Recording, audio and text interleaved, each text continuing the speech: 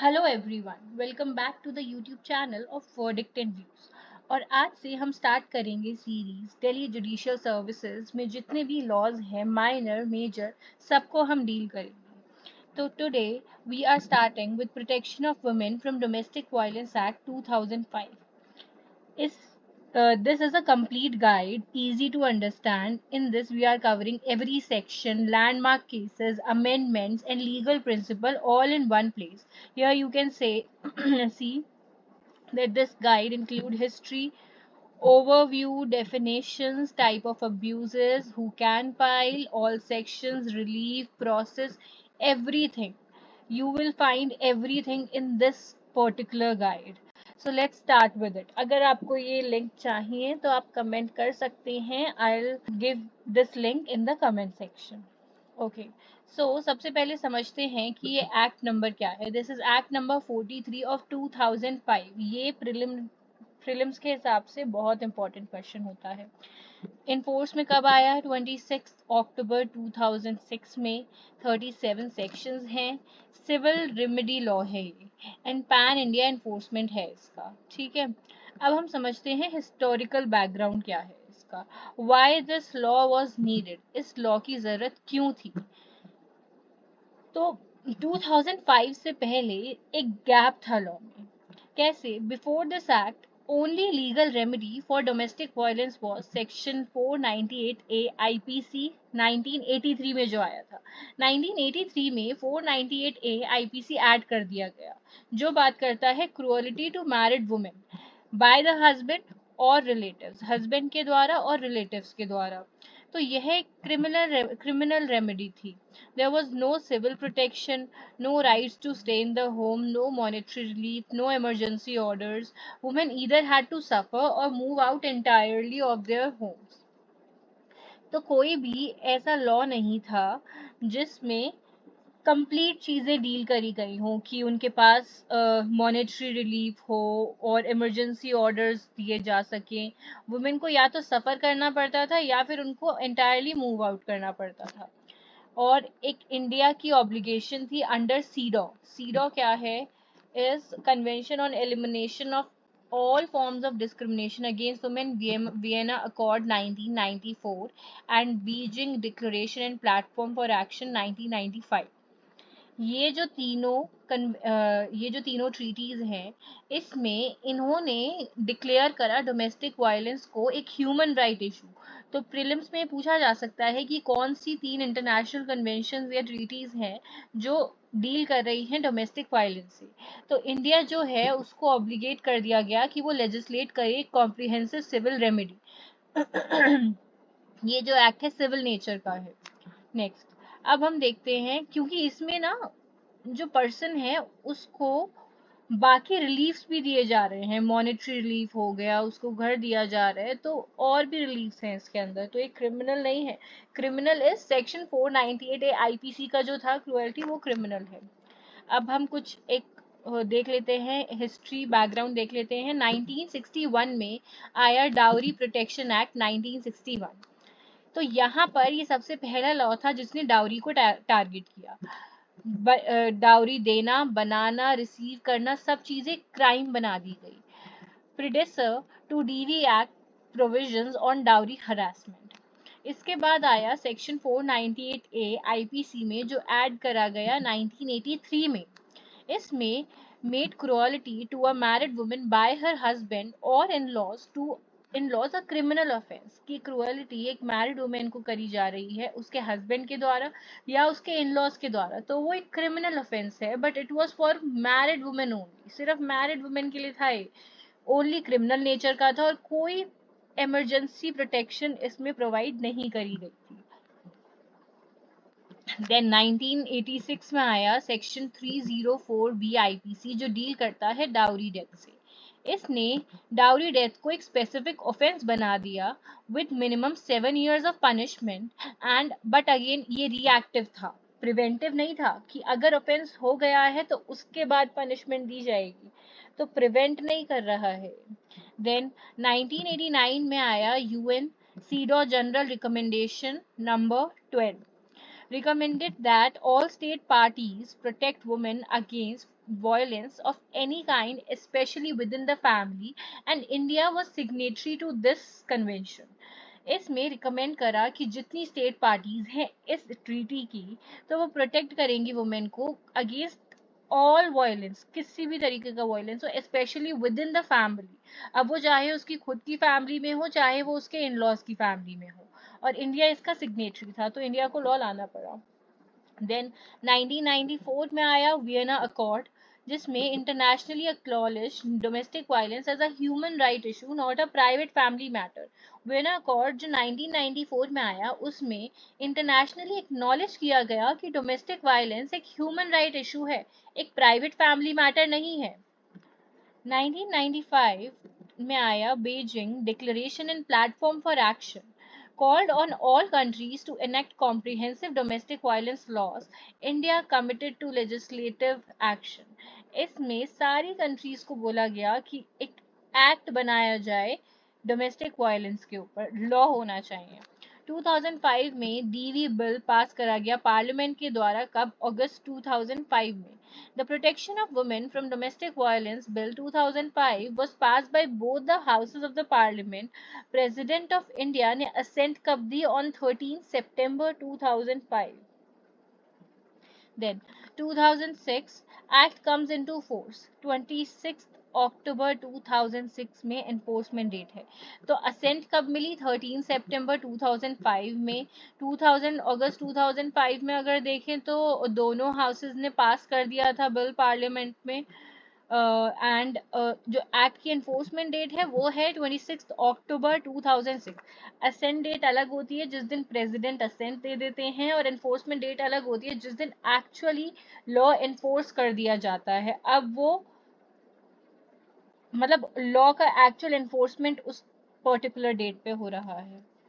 So dated 17 October 2006, the protection of women from domestic violence rules 2006 were also notified simultaneously.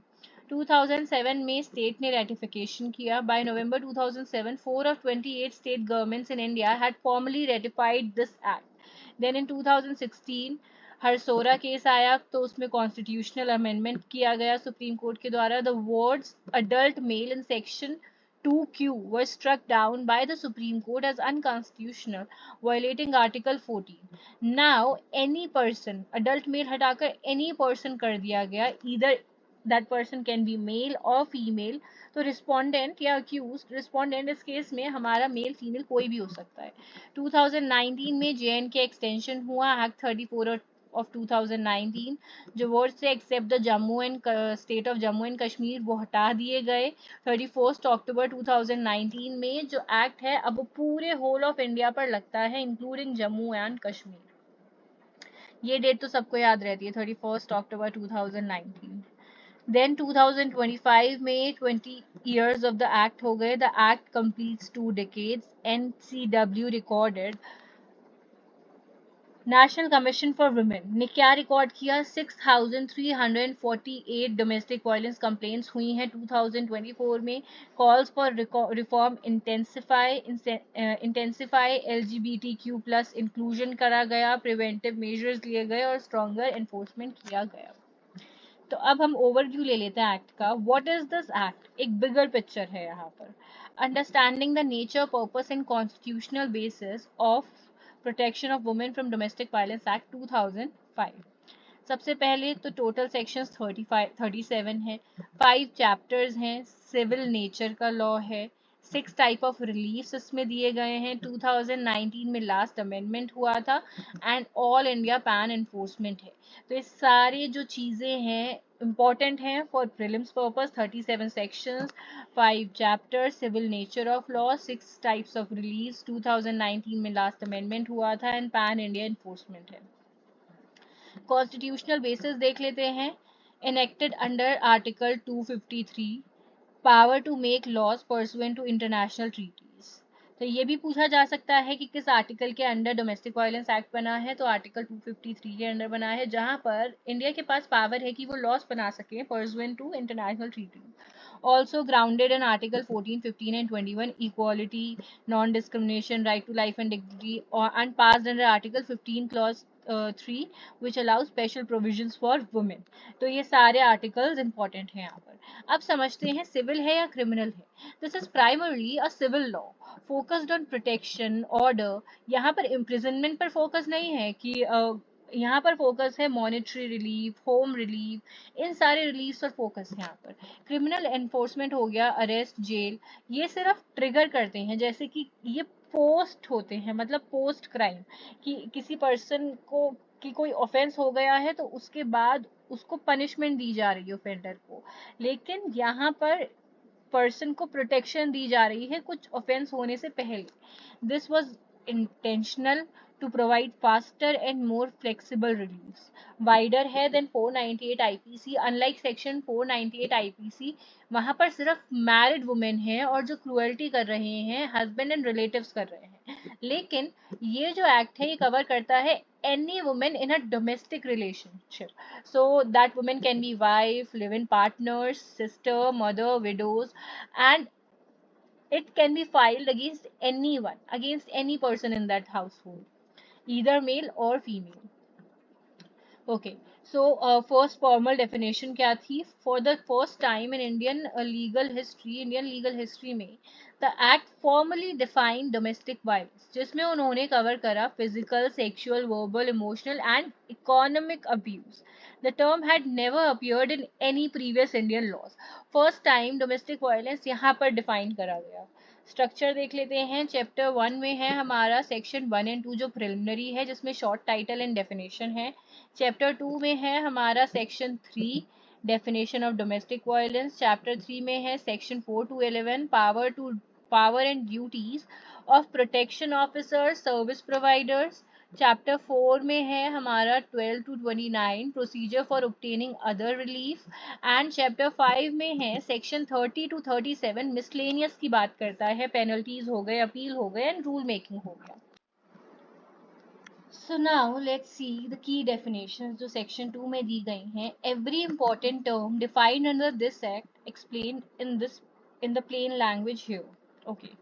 So सबसे पहले है हमारी aggrieved person की बात करी गई है. section 2A में legal definition है any woman who is or has been in a domestic relationship with the respondent and who alleges to have been subjected to any act of domestic violence. तो simple इसको समझे तो the women who has suffered और is suffering domestic violence, the victim who files a complaint. तो कोई भी women जिसने सफर करा है या सफर कर रही है डोमेस्टिक वायलेंस, तो वो विक्टिम है और जो कंप्लेंट फाइल कर सकती है. नेक्स्ट इज चाइल्ड 2B में any person below the age of 18 years includes adopted हो गया, स्टेप हो गया, फोस्टर हो गया. Any person under 18 years regardless of how they are related to family, ये फर्क नहीं पड़ता है चाहे वो अडॉप्टेड हो, स्टेप हो या फोस्टर चाइल्ड हो. Domestic relationship between two persons who live or have lived together in a shared household related by consanguinity, marriage, relationship in the nature of marriage, adoption or joint family. तो यहाँ पर बात करी गई है a family type living arrangement की. Married couple हो गए, लिव इन कपल्स हो गए और जॉइंट फैमिलीज हो गई, अडॉप्टेड फैमिलीज हो गई, उनकी बात करी गई है यहाँ पर. ठीक है. देन वी हैव, इसमें ना मैंने ऑर्डर्स नहीं मेंशन करे हैं क्योंकि ऑर्डर्स जो एक्सप्लेन्ड है वो सेक्शंस में एक्सप्लेन्ड है. तो यहाँ पर मैंने वही चीज़ें डाली हैं जो एक्सप्लेन करी गई हैं डेफिनेशंस में. ओके. नेक्स्ट इज 2Q में है हमारा रिस्पोंडेंट. रिस्पोंडेंट की बात करी गई है इन 2Q, जिसमें बोला है originally any adult male person but supreme court ने इन हरसोरा 2016 में डिलीट कर दिया adult male and now any person in a domestic relationship proviso wife can also file against husband's relative. So the person against whom the complaint is made, that person can be of any gender. ठीक है. अब हम next देख लेते हैं S में हमारा है an protection officer, an officer appointed by the state government under section 8. Government जिस ऑफिसर को अपॉइंट करे जो हेल्प करता है विक्टिम को, प्रिपेयर करता है डोमेस्टिक इंसिडेंट रिपोर्ट और असिस्ट करते हैं मजिस्ट्रेट को. आर में हमारा दिया गया है service provider and entity registered under section 10। NGOs हो गए, रजिस्टर्ड सोसाइटीज हो गई या कंपनीज हो गई जो प्रोवाइड कर रही हैं legal aid, medical aid, financial and other assistance to women.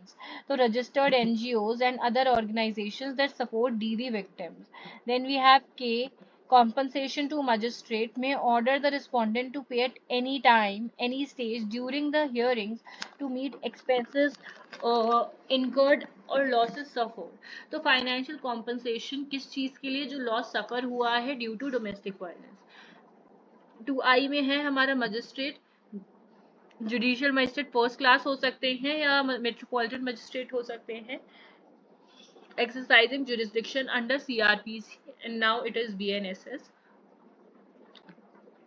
Basically उन कोर्ट की बात करें जिनके पास अथॉरिटी है डीवी कंप्लेंट्स को सुनने की और ऑर्डर पास करने की। शेल्टर होम हमारा टी में दिया गया है, any shelter home as notified by the state government for purpose of this act, government approved safe houses where victims can stay, उनकी बात कही जा रही है। medical facility 2J में है, such facility as may be notified by the state government as a medical facility for this act। तो government notified hospitals हो गए, क्लिनिक्स हो गए जो प्रोवाइड करते हैं aid to domestic violence victims. Dowry, this is important, same meaning as to in Dowry Prohibition Act 1996, property money demand as a condition of marriage is dowry। अब यहाँ पर क्या है, relationship in nature of marriage, live in relationships.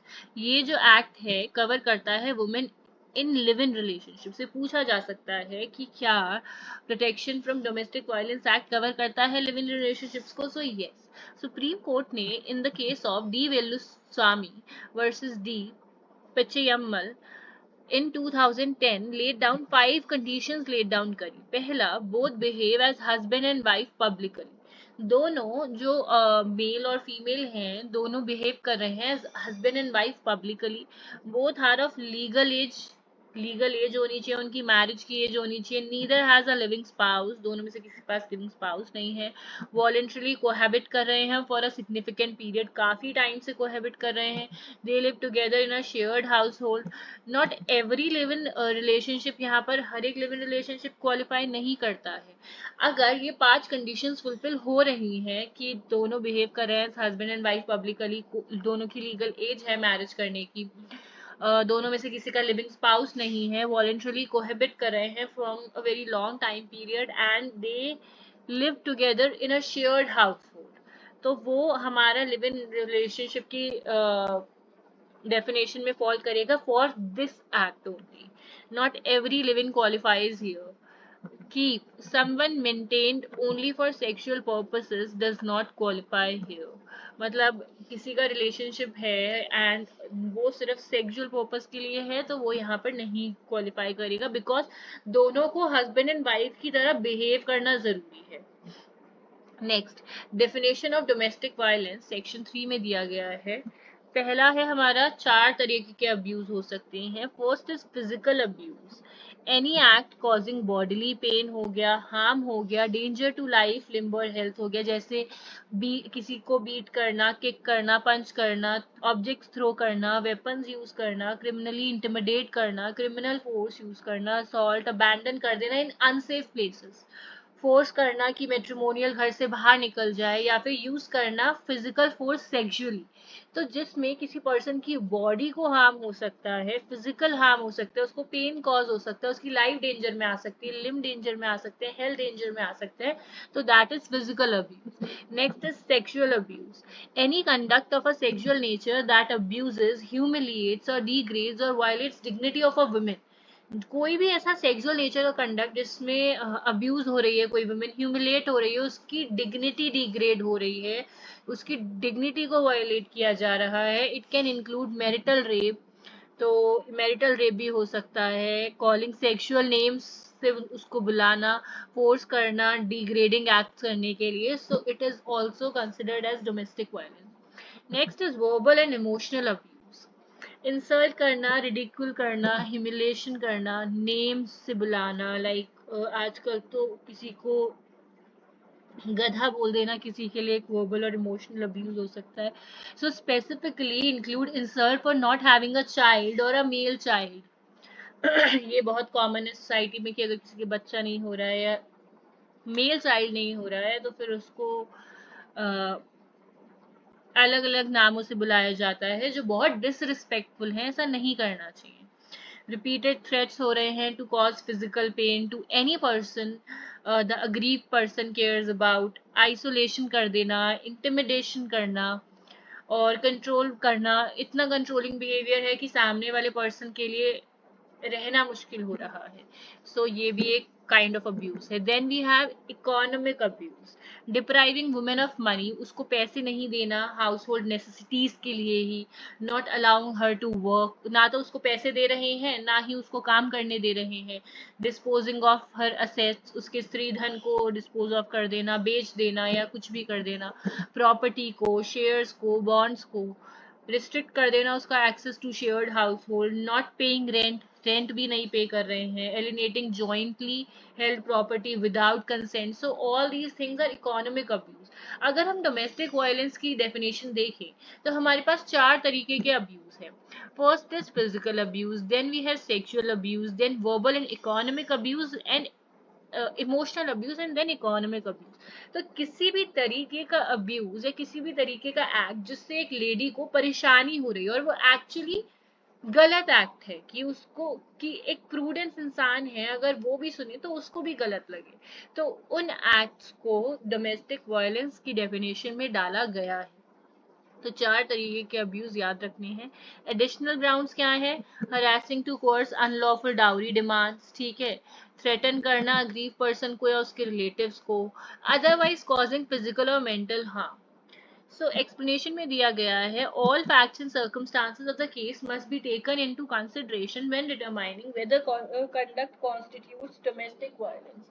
कि सारे तरीके के facts and circumstances को कंसिडर किया जाएगा जब डिटरमाइन करेंगे डोमेस्टिक वायलेंस को.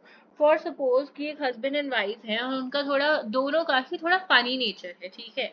तो वाइफ भी हस्बैंड को कुछ कुछ बोलती है, फॉर सपोज उसको बॉडी शेम कर देती है या कुछ भी बोल देती है, ठीक है. और एक बारी अगर हस्बैंड बोल देता है कुछ वाइफ को तो और इस बेसिस पर वाइफ चली जाती है, तो ऐसा नहीं है कि हस्बैंड के अगेंस्ट डोमेस्टिक वायलेंस हो जाएगा. पूरे सर्कमस्टांसेस फैक्ट्स को देखा जाएगा. अगर दोनों ही कर रहे हैं और वो एक फन नेचर में है और किसी को डिग्रेड करने का, डीमीन करने का नहीं है, तो फिर वो डोमेस्टिक वायलेंस नहीं माना जाएगा क्योंकि दोनों तरफ से it was mutual. So, dowry harassment, harassment for unlawful demands to the woman or to her relatives counts as domestic violence. ये भी माना जाएगा. Threats count. You don't have to be actually hit. तुमको किसी को एक्चुअल हिट करने की जरूरत नहीं. अगर तुमने कोई डंडा उठाया और जोर से किसी लेडी की तरफ ऐसे दिखा दिया, अपने घर की लेडी की तरफ ऐसे दिखाया कि तुम मारोगे उसको, तो ये एक थ्रेट है. तो एक एक्चुअल थ्रेट है, तो ये भी काउंट करा जाएगा. एंड पास्ट कंडक्ट भी इंक्लूड किया जाएगा in the case of BB Bhanot versus Savita Bhanot. 2012 का सुप्रीम कोर्ट का जजमेंट है जिसमें बोला गया acts commit before the acts came into force 2006 are also actionable. तो ये रेट्रोस्पेक्टिव है. इस एक्ट का जो एनफोर्समेंट है वो रेट्रोस्पेक्टिव है. नेचर रेट्रोस्पेक्टिव है कि इससे पहले जो एक्ट्स कमिट हुए हैं वो भी सारे एक्शनेबल हैं यहाँ पर. Next, who can file and against whom this can be filed. तो हमने दोनों तरफ हमारे पास टेबल्स हैं ये देखने के लिए कि कौन फाइल कर सकता है और किसके अगेंस्ट फाइल किया जा सकता है. पहले हम समझते हैं कि कंप्लेनेंट कौन हो सकता है और फिर समझेंगे रिस्पोंडेंट कौन हो सकता है. So who can file is the complainant.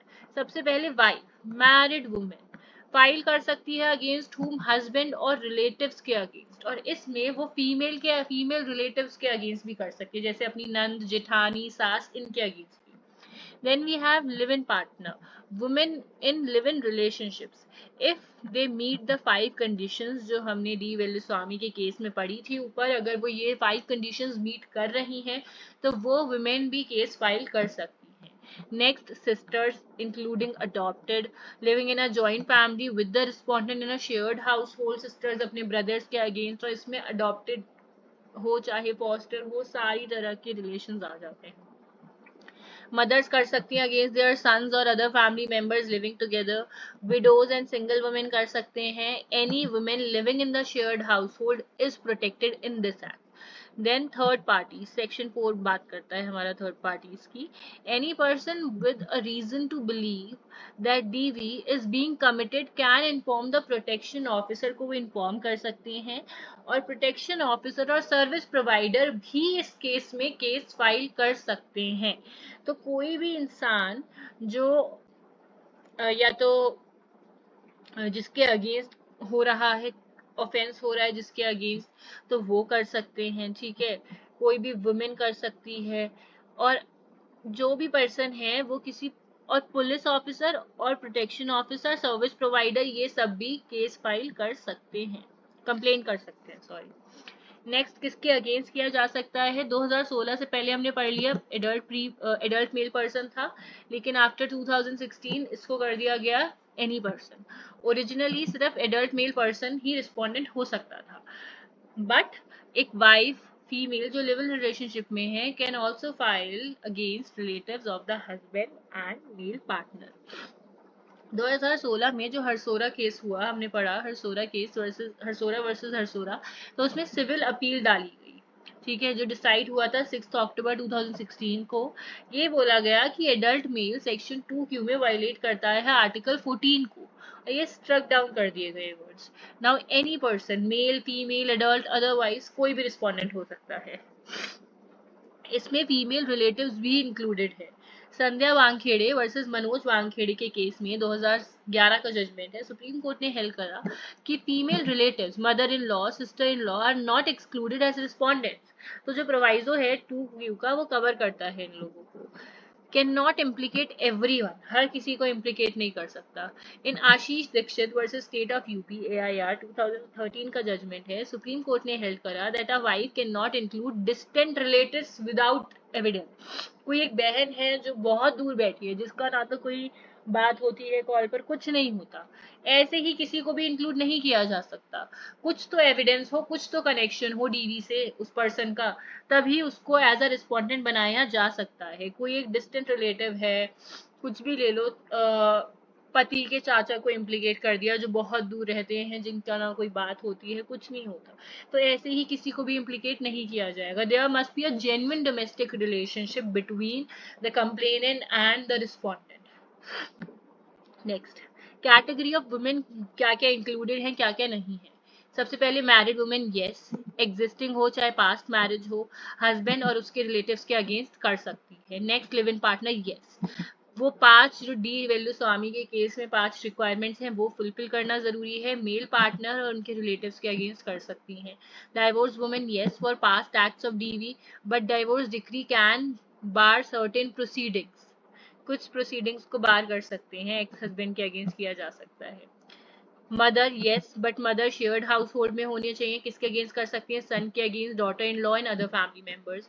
Sister, living together as a joint family and family members के अगेंस्ट कर सकती हैं जिनके साथ वो शेयर्ड हाउस होल्ड में रह रही हैं। Widow, yes, living with in laws या फैमिली के साथ रह रही हैं, और किसके साथ कर सकती हैं? In laws, relatives and shared household. तो उन लोगों के साथ कर सकते हैं जिनके साथ शेयर्ड हाउस होल्ड में तुम रह रही हो।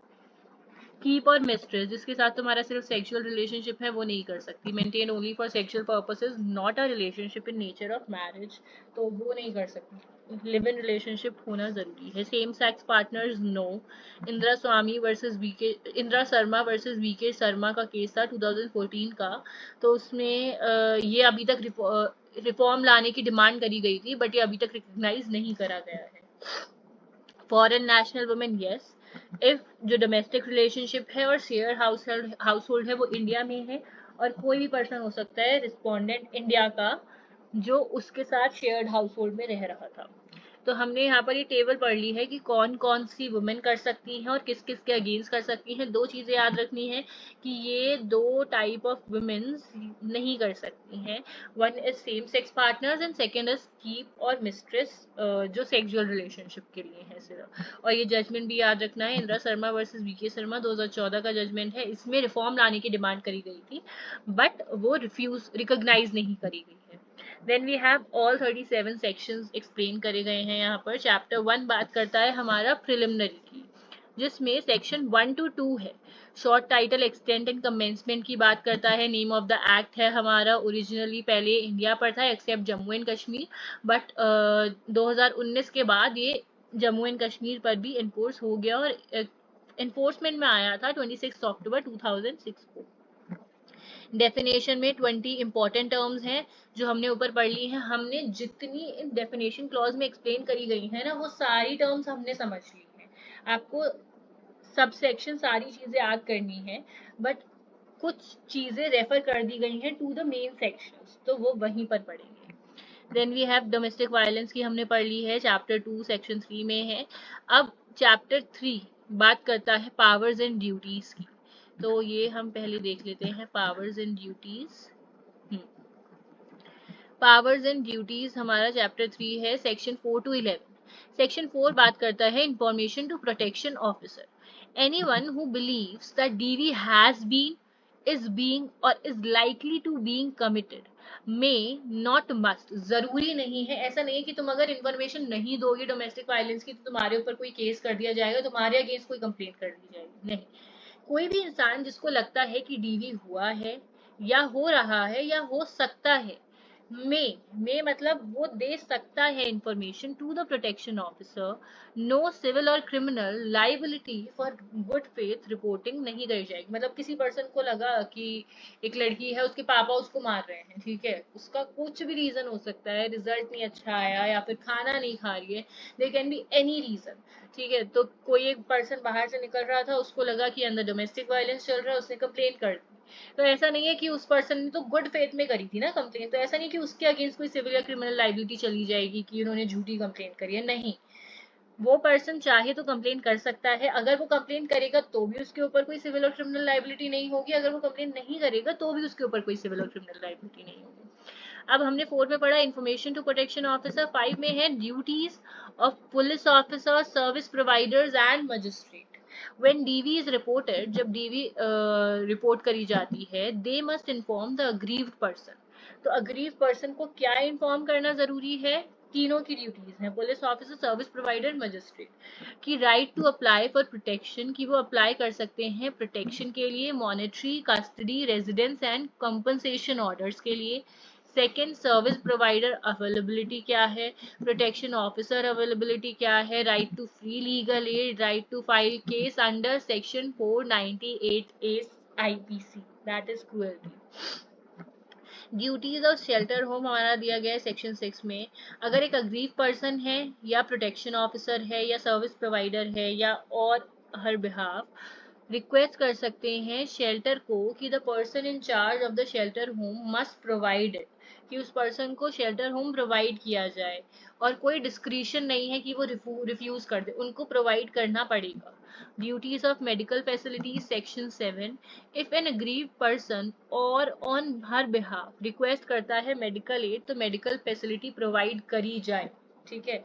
तो अगर कोई एक अग्रीव पर्सन खुद से या उसके बिहाफ पर कोई और कर रहा है, तो मेडिकल फैसिलिटीज प्रोवाइड करना एक ड्यूटी है, ये रिफ्यूज नहीं करी जा सकती। Section 8 appointment of protection officer. State government must appoint protection officer in each district, हर डिस्ट्रिक्ट में अपॉइंट करें। As far as possible protection officer should be a women होना चाहिए, क्योंकि यहाँ पर अग्रीव्ड पर्सन एक वुमेन है, तो वो कंफर्ट वाली बात आ जाती है। क्वालिफिकेशन एंड सर्विस कंडीशंस जो रूल्स में प्रिस्क्राइब करी गई हैं। ड्यूटीज एंड फंक्शंस क्या है प्रोटेक्शन ऑफिसर के? असिस्ट करेंगे मजिस्ट्रेट को, डोमेस्टिक इंसिडेंट रिपोर्ट बनाएंगे। जब भी एक डीवी का केस फाइल किया जाता है ना, तो सबसे पहले मजिस्ट्रेट ऑर्डर करते हैं फॉर डीआईआर। डीआईआर होता है हमारा डोमेस्टिक इंसिडेंट रिपोर्ट।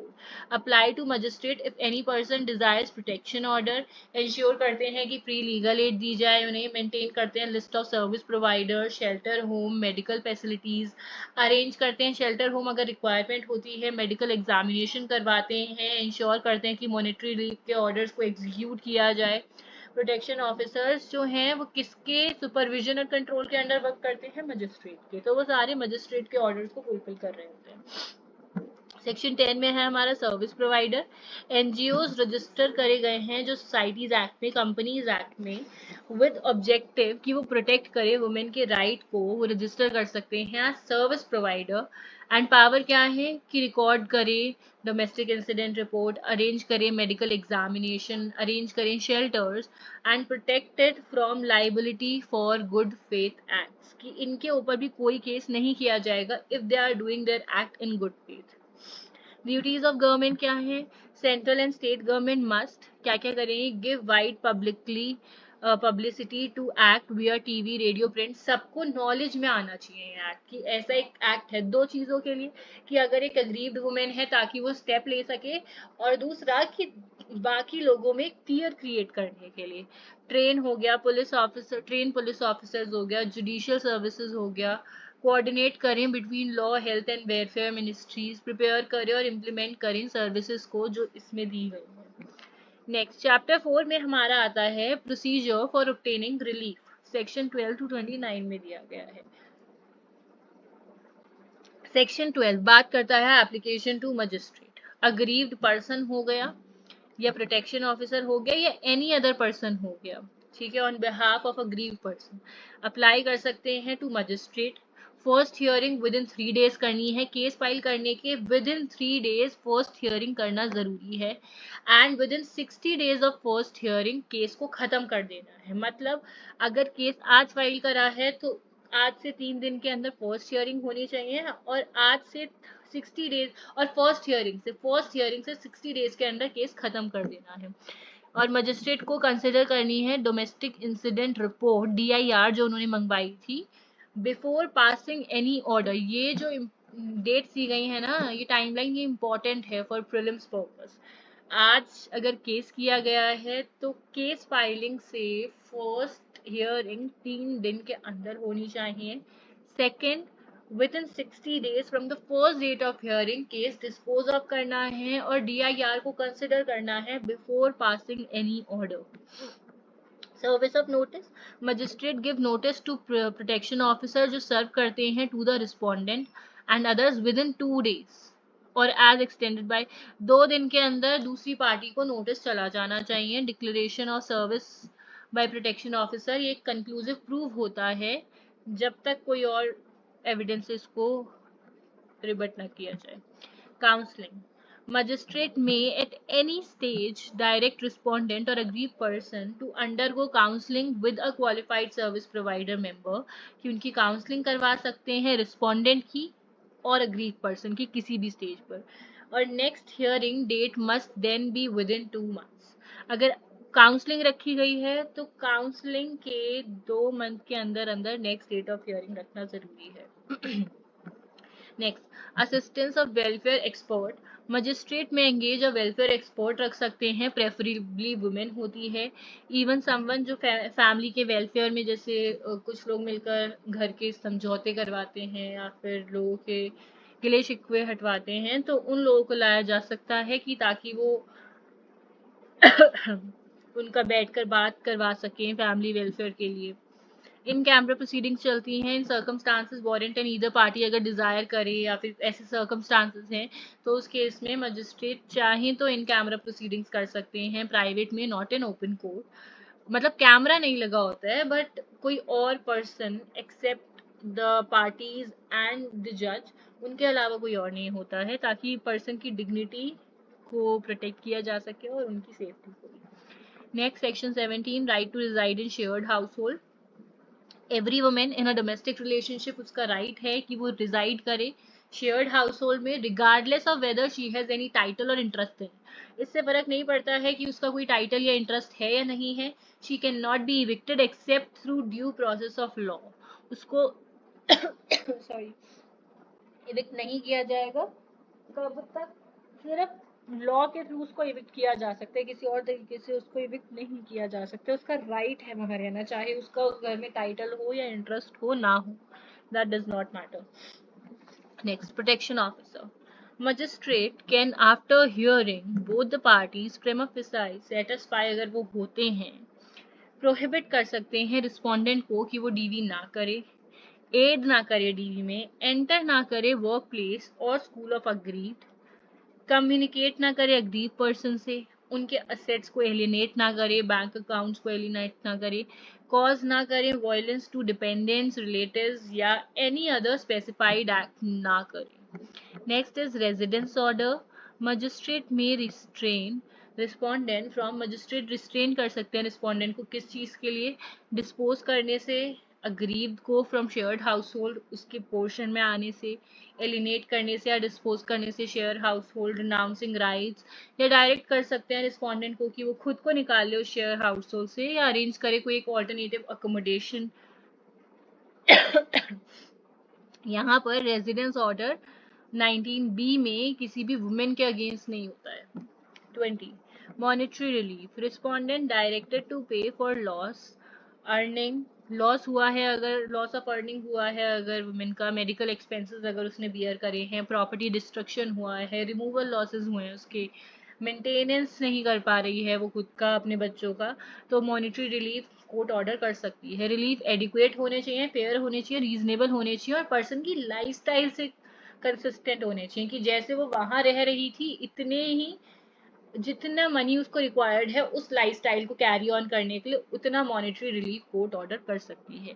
तो ये लमसम में भी हो सकता है, मंथली भी हो सकता है। अगर पे नहीं करा जाता है तो जो हस्बैंड का फॉर सपोज समझ लो एम्प्लॉयर है, तो उसको बोल दिया जाता है कि उसकी सैलरी से कट करके इनको इतना पोर्शन दिया जाए वाइफ को। नेक्स्ट 21 में है हमारा कस्टडी ऑर्डर। कस्टडी ऑर्डर बात करता है मजिस्ट्रेट ग्रांट कर सकते हैं टेम्पररी कस्टडी चिल्ड्रन की टू अग्रीड पर्सन किसी भी स्टेज पर प्रोसीडिंग के। रिस्पोंडेंट्स विजिटेशन हो सकती हैं, स्पेसिफाइड हो सकती हैं कि इस दिन रिस्पोंडेंट आ सकते हैं मिलने। अगर विजिटेशन लाइकली है कि वो चाइल्ड को हार्म कर सकता है तो मजिस्ट्रेट रिफ्यूज कर सकते हैं। Then we have compensation order. Compensation order जो है वो बात करता है, सेक्शन 22 में दिया गया है, in addition to all other reliefs, सारे रिलीज के एडिशन में मजिस्ट्रेट जो है वो ऑर्डर कर सकते हैं रिस्पोंडेंट को कि वो पे करे कॉम्पनसेशन और डैमेजेस फॉर इंजरीज, जिसमें मेंटल टॉर्चर भी होगा और इमोशनल डिस्ट्रेस भी होगा cause by the domestic violence. Next 23 में है interim and x parte orders. Magistrate can pass interim orders eight any stage if application prima facie disclose करती है कि डीवी या उस तरीके का कुछ भी एक्ट हुआ है, प्राइमा फेसी पता लग रहा है, तो वो एक्स पार्टे ऑर्डर्स दे सकते हैं विदाउट हियरिंग द रिस्पोंडेंट। सिर्फ किस बेसिस पर, based on aggrieved person affidavit alone, और ये इसमें कवर करते हैं, इसमें कोई सा भी ऑर्डर दिया जा सकता है। Section 18, section 18, 19, 20 protection order, residence order, monetary order, custody, compensation, किसी भी तरीके का ऑर्डर इसमें दिया जा सकता है। Copies of order sorry free of cost दी जाएंगी। In all cases magistrate must order free copies of every order to both the parties, police station in jurisdiction, service provider in local limit, service provider that register the domestic incident report, सबको free of cost copies दी जाती है। Duration and alteration of order क्या है? Protection orders remain in force until aggrieved party applies for discharge। जब तक aggrieved person discharge के लिए अप्लाई नहीं करती है तब तक ये इन्फोर्स रहता है। इसको मॉडिफाई किया जा सकता है, ऑल्टर किया जा सकता है, रिवोट किया जा सकता है अगर सर्कमस्टांसेस चेंज हो रहे हैं, पार्टीज के बीच में बेटर हो रही है रिलेशनशिप, तो फिर उस केस में इसको ऑल्टर, रिवोक या मॉडिफाई किया जा सकता है, बट इसके लिए अग्रीव पार्टी को अप्लाई करना पड़ेगा। कब? With written reasons, written reasons के साथ। नोट है कि writ petition under 227 is generally not maintainable, where specific remedy exist करती है तो 227 के अंडर नहीं रिट डालनी पड़ेगी, नहीं डाल सकते। अमित चंद्र वर्सेस शीतल खन्ना 2008 का जजमेंट है। Relief in other suits and proceedings. Any relief under section 18 to 22 can also be sought in any legal proceeding in a civil court, family court or criminal court. कोई भी relief under section 18 to 22 sought किया जा सकता है किसी भी legal proceeding में, किसी सिविल कोर्ट में, फैमिली कोर्ट में या क्रिमिनल कोर्ट में। Relief under DV act can be sought in addition to any legal proceedings, किसी भी लीगल प्रोसीडिंग में। अगर रिलीफ ऑब्टेन कर लिया है कहीं और तो मजिस्ट्रेट को बताना पड़ेगा कि दूसरे कोर्ट में हमने ये रिलीफ, और सपोज मॉनेटरी रिलीफ उन्होंने किसी और कोर्ट में भी ले लिया है, डिवोर्स के साथ ले लिया है, और यहाँ पर डीवी का भी केस चल रहा है और वहाँ पर भी हस्बैंड मेंटेन कर रहा है और यहाँ पर भी उन्होंने मेंटेनेंस कर सकते हैं, मल्टीपल प्लेसेस पर मेंटेनेंस क्लेम कर सकते हैं, लेकिन उनको ये चीज़ डीवी वाले केस में बतानी पड़ेगी जज को कि इतना मेंटेनेंस वहाँ पर हस्बैंड मुझे पे कर रहे हैं। Next is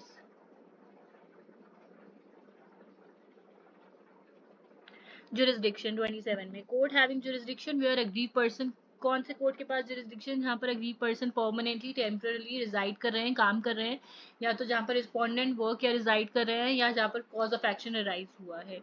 any order is enforceable through out India, India में कहीं पर भी इन्फोर्स किया जा सकता है। तो 3 प्लेसेस पर जुरिस्डिक्शन है, वेयर अग्रीव पर्सन परमानेंटली और टेम्पररी रिजाइड और work, where respondent reside or work or where cause of action arose, और ये ऑर्डर कहीं भी पूरे ऑल ओवर इंडिया में इन्फोर्स किया जा सकता है। Procedure. All proceedings under section 12, 18 to 23 and offences under section 31 governed by CRPC, now BNSS, तो वो प्रोसीजर यहाँ पर फॉलो किया जाएगा। Court can lay down its own procedure for disposal of application under section 12 and 23 clause 2, court अपना procedure ला सकते हैं। Next, appeal. अपील कहाँ जाएगी? Appeal lies to the court of session within 30 days, 30 days के अंदर appeal lie करेगी to the court of session from the date of magistrate order is served, जिस डेट से मजिस्ट्रेट का ऑर्डर आया है, ऑन द अग्रीव पर्सन और respondent whichever is later. Chapter 5 miscellaneous की बात करता है। Section 30 protection officer as a public servant, protection officers and service provider members acting under this act are deemed to be public servant consider किए जाएंगे under section 21 of IPC. 21 में section IPC के हमारे public servant की definition है, और पूरी public servant protection और अकाउंटेबिलिटी इनके ऊपर अप्लाई करी जाएगी। Section 31 penalty for breach of protection order, breach of protection order या interim protection order by the respondent cognizable होते हैं और नॉन बेलेबल ऑफेंसेस होते हैं। दूसरा, punishable with up to 1 year of imprisonment and or fine of 20,000 rupees. ये try किए जाते हैं बाय सेम मजिस्ट्रेट जिन्होंने पास करा था order, and can also frame charges under 498A IPC and dowry prohibition act if facts disclose करते हैं उन ऑफेंसेस को। तो ठीक है, तो पहला तो ब्रीच ऑफ प्रोटेक्शन ऑर्डर हो रहा है या interim protection order by the respondent, तो उस केस में एक कॉग्निजेबल ऑफेंस है वो, ठीक है, और नॉन बेलेबल ऑफेंस है। उसकी पनिशमेंट क्या है? 1 साल की इम्प्रिजनमेंट है और फाइन है 20,000 का।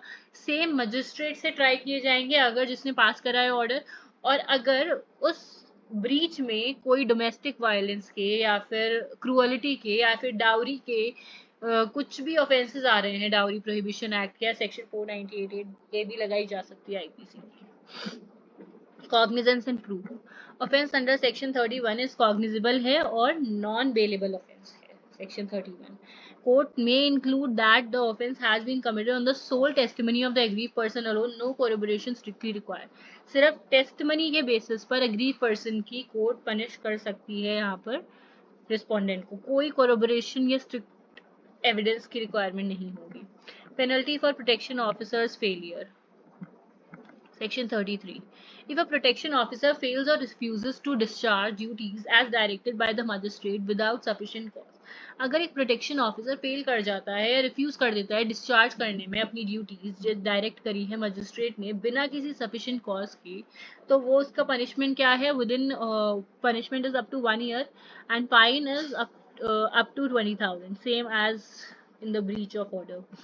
नेक्स्ट इज, लेकिन यहाँ पर है कि प्रोटेक्शन ऑफिसर का फेलियर है कि वो अपनी ड्यूटीज नहीं परफॉर्म कर पाया या उसने रिफ्यूज कर दिया जो मजिस्ट्रेट ने उनको डायरेक्ट करा था without any sufficient cause, so that will be the case. Cognizance of offence by the protection officer, no prosecution against the protection officer, protection officer के अगेंस्ट कोई प्रोसिक्यूशन नहीं केस नहीं आएगा unless complaint is filed with previous sanction of the state government or an authorized officer, and protection from frivolous prosecution. Next, protection of good faith actions, no suit or proceeding against any protection officer, किसी भी protection officer के against कोई suit या proceeding नहीं लाई जाएंगी किन चीज के लिए? जो damages हुए हैं by anything done in good faith under this act or rule or order under it, कोई भी चीज जो good faith में करी गई है उसके लिए कोई भी सूट या प्रोसीडिंग नहीं लाई जाएगी। Act not in derogation, This act, in addition to, not a replacement for or any other existing law. ये जो एक्ट है एडिशन में नहीं है, रिप्लेसमेंट भी नहीं है किसी और एग्जिस्टिंग लॉ का। डीवी एक्ट रेमेडीज सप्लीमेंट करती हैं, रिप्लेस नहीं कर रही हैं सीआरपीसी, आईपीसी या किसी भी और लॉ को, बीएनएस या किसी भी और लॉ को। Power to make rules, central government can make rules for protection officer qualification के रूल बना सकते हैं, डीआई रिपोर्ट फॉर्म के बना सकते हैं, एप्लीकेशन फॉर्म्स, नोटिस सर्विस हो गया, काउंसलर क्वालिफिकेशंस हो गया, और एफिडेविट फॉर्म अंडर सेक्शन 23 हो गया, and rule must be laid before the parliament. अब देखते हैं टाइप्स ऑफ रिलीफ, हम एक बार इधर ढंग से पढ़ लेते हैं। 18 में protection officer section 18, protection order sorry, 6 different type of relief है। सबसे पहला है प्रोटेक्शन ऑर्डर, सेक्शन 18 में प्रोहिबिट करता है रिस्पोंडेंट को from committing any domestic violence, ban करता है to aggrieved persons work place or school, bans all form of communication, freezes joint and separate assets and bank accounts, protects dependents को भी protect करता है और रिलेटिव्स को भी करता है जो हेल्प कर रहे हैं अग्रीड पर्सन की। Enforce till agreed applies for discharge, जो एनफोर्समेंट में रहता है जब तक अग्रीड पर्सन डिस्चार्ज के लिए अप्लाई ना करे। और इसमें सेक्शन 18 में ब्रीच दिया गया है कि सेक्शन 31 में इसका ब्रीच दिया गया है कि इसका अगर कोई इसको ब्रीच करता है तो ये कॉग्निजेबल और नॉन बेलेबल ऑफेंस है, 1 साल तक की सजा उसको हो सकती है, 20,000 तक का जुर्माना देना पड़ सकता है।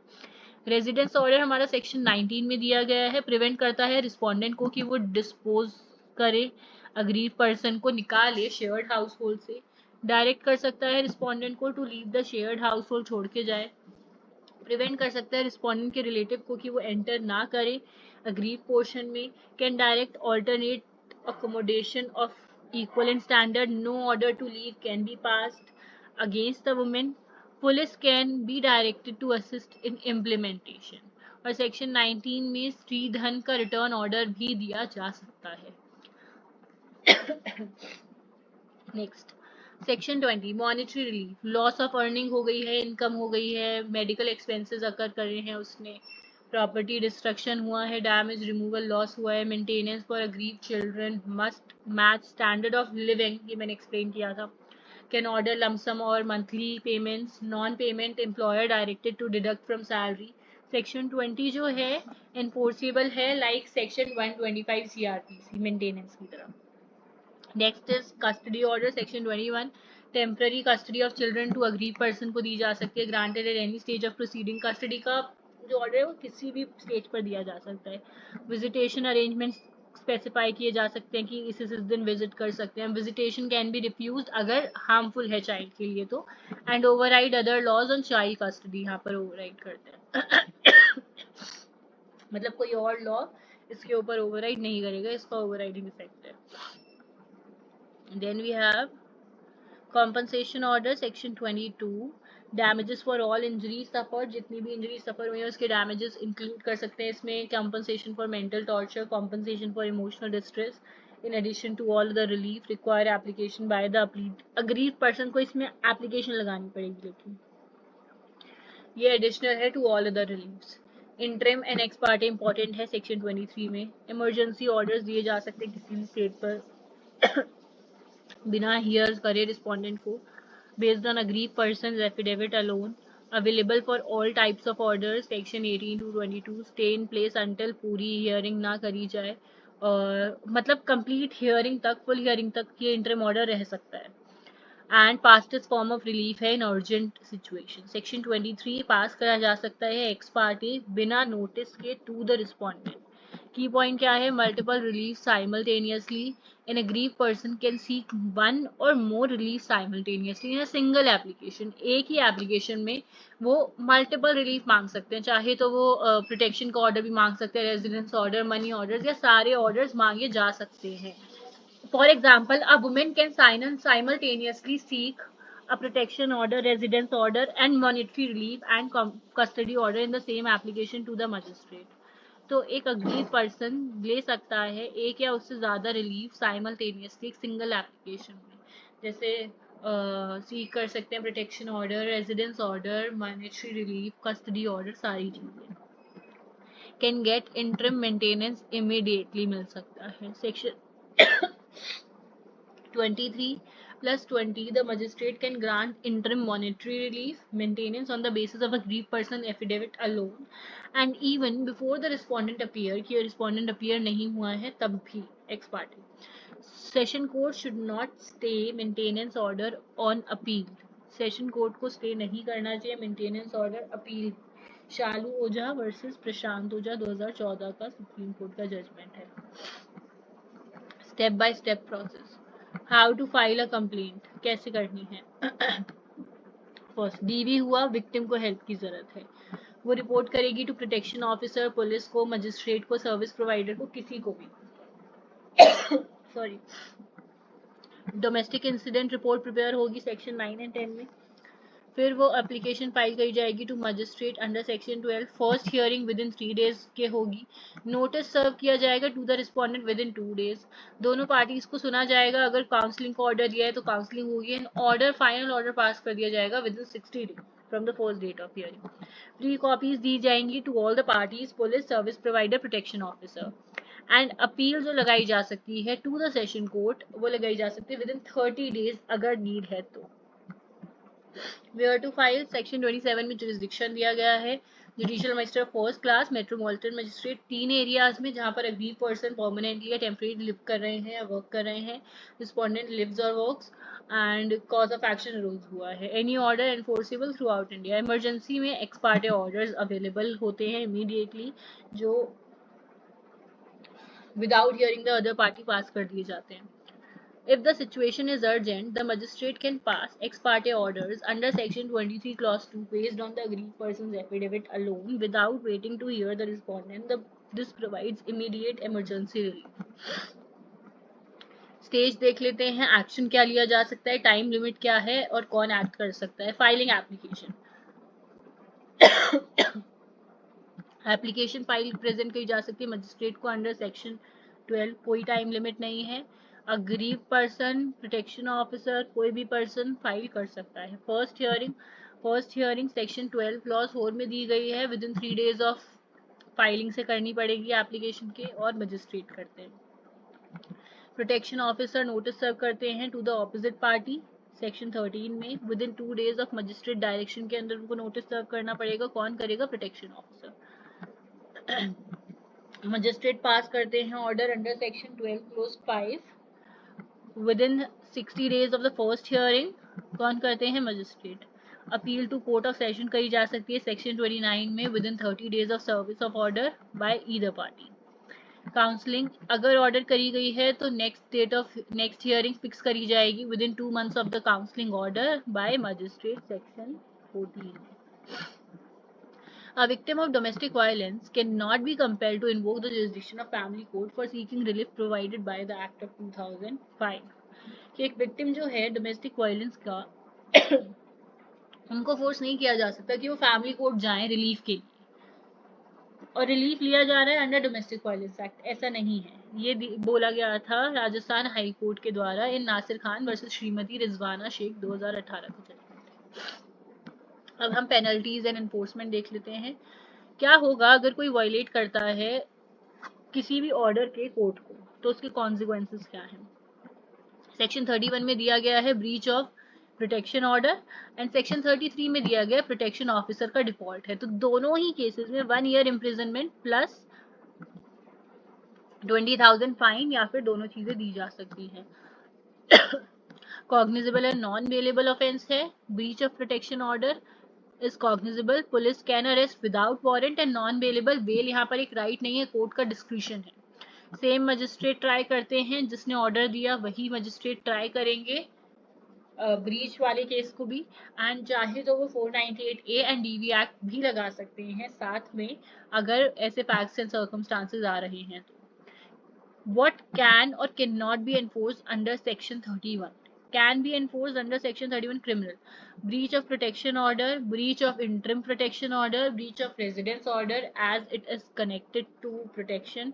Cannot enforce breach of monetary leave maintenance order, ये नहीं enforce किया जा सकता, ये 125 CRPC की तरह ही enforce किया जाएगा। केरला हाई कोर्ट ने Sunish versus state of Kerala में बोला था कि maintenance order can be enforced through attachment of movable property and is sufficient through district collector और अरियर्स ऑफ लैंड रेवेन्यू। तो दिस इज वेरी इंपॉर्टेंट कि अगर सेक्शन 31 हम सेक्शन 31 के अंदर हम कुछ फाइल कर रहे हैं तो उसमें सिर्फ breach of protection order, interim protection order या रेजिडेंस ऑर्डर के ही केसेस में हम प्रोटेक्शन ले सकते हैं 31 में। लेकिन अगर मॉनेटरी रिलीफ है तो उसका सेक्शन 125 सीआरपीसी के अकॉर्डिंग ही चलेगा, क्योंकि उसमें मूवेबल प्रॉपर्टी का अटैचमेंट या फिर डिस्ट्रिक्ट कलेक्टर के through arrears of land revenue ही किया जा सकता है। लैंडमार्क केसेस देख लेते हैं। लैंडमार्क केसेस में हमारे हैं इंपॉर्टेंट, सबसे पहला है D Velusamy versus D Patchaiammal का केस है 2011 का। इसमें इशू था whether the live in relationships are covered under this act. तो इसमें हेल्ड करा गया कि 5 कंडीशंस होनी चाहिए। पहला कि वो हस्बैंड एंड वाइफ की तरह पब्लिकली बिहेव कर रहे हैं, लीगल मैरिज एज है उनकी, कोई लिविंग स्पाउस नहीं है, वॉलंटरी कोहैबिट कर रहे हैं for a significant time period, shared household है, but a keep can not be treated as a wife, और वो इसके अंडर क्वालिफाई नहीं करेगी। और इसमें पहली मोनी का भी इंट्रोड्यूस करा गया कॉन्सेप्ट।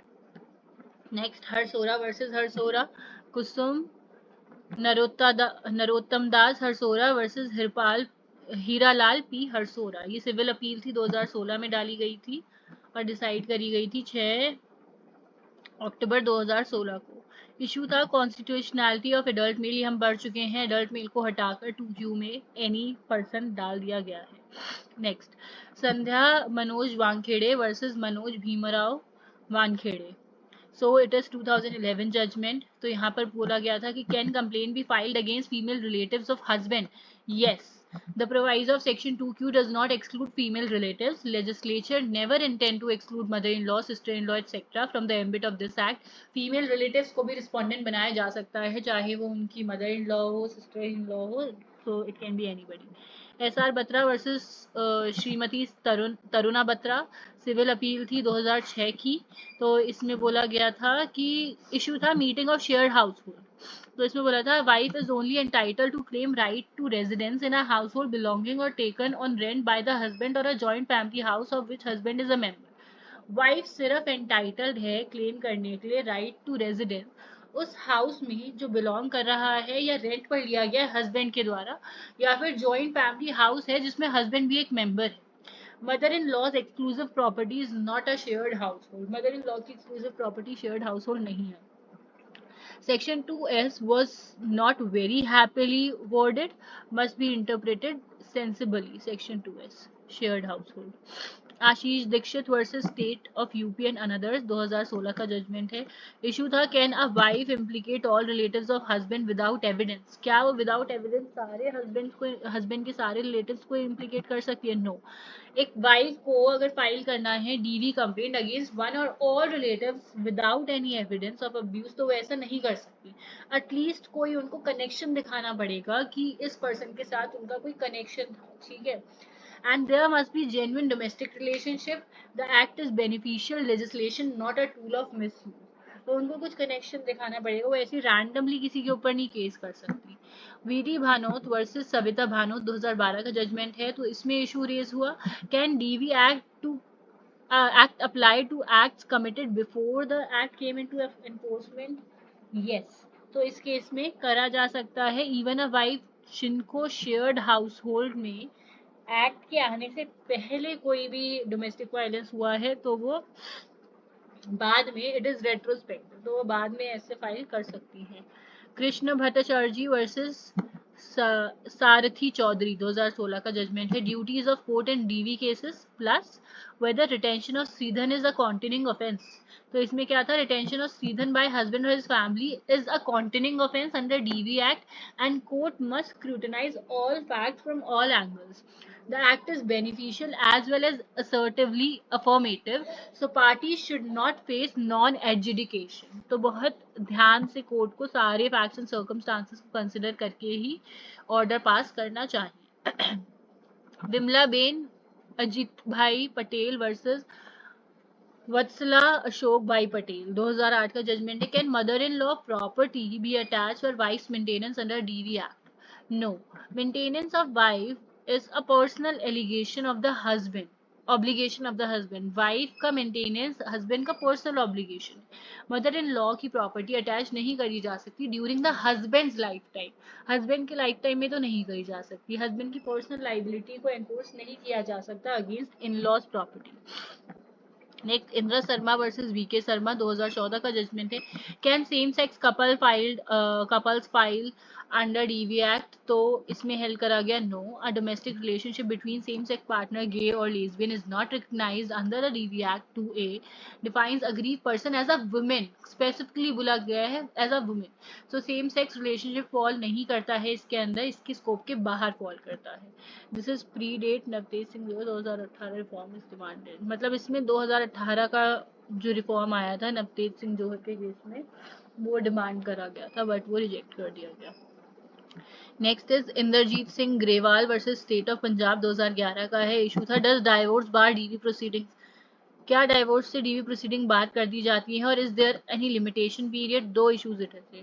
तो हेल्ड करा गया where a divorce decree subsisting permitting magistrate to proceed under DV is not a consonance with the decree, consonance with the decree may be abuse of process. There is no, कोई limitation period नहीं है और divorce जो है वो DV proceedings को बार नहीं करता है। शालू ओझा वर्सेस प्रशांत ओझा 2014 का जजमेंट है। Can sessions court stay execution of maintenance order on appeal? क्या सेशन कोर्ट स्टे कर सकता है execution of order on appeal? No, session court ought not to stay execution of maintenance order, नहीं उनको जो execution of maintenance order है वो उनको नहीं स्टे करना चाहिए। Pass by the magistrate under section 20 of DV act, power to grant interim order is not inherent in every court here. Kunapareddy alias नुकाला शंका बालाजी, कुना परडी स्वर्ण कुमारी नेम है। 2016 का जजमेंट है। Court can permit amendment in complaint filed under section 200 CrPC read with section 226 and 20, section 26 and 28 of domestic violence act shows that interplay between DV act and criminal law कि amendment इनके साथ करे जा सकते हैं। High court के judgement हैं Bharti Ben Bipin भाई Tamboli versus state of Gujarat and others 2018 का है।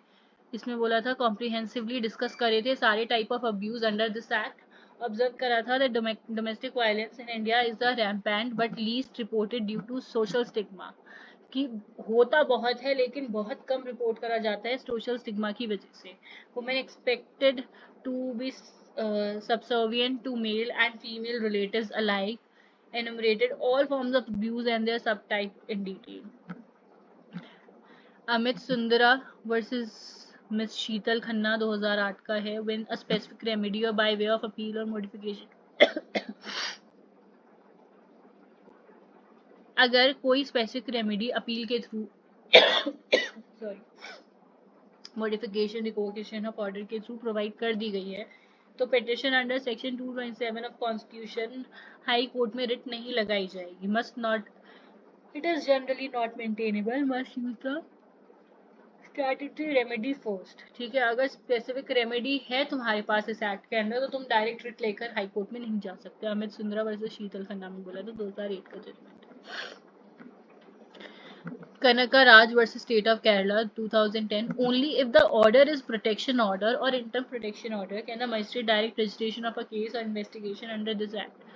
Even एक award by लोक अदालत is not a protection order unless वो specifically section 18 के terms में ना किया गया हो। तो order जो protection order है वो यहीं पर ही इसी केस में ही किया जाएगा। नासिर खान वर्सेस श्रीमती रिजवाना शेख 2018 का है। Victim of domestic violence can not be compelled to invoke jurisdiction of family court. एक विक्टिम डोमेस्टिक वायलेंस की उसको कंपेल नहीं किया जा सकता कि वो फैमिली कोर्ट की जुरिस्डिक्शन को इन्वोक करे।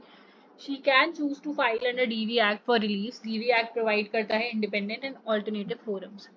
अमेंडमेंट्स और की लीगल डेवलपमेंट्स क्या हैं?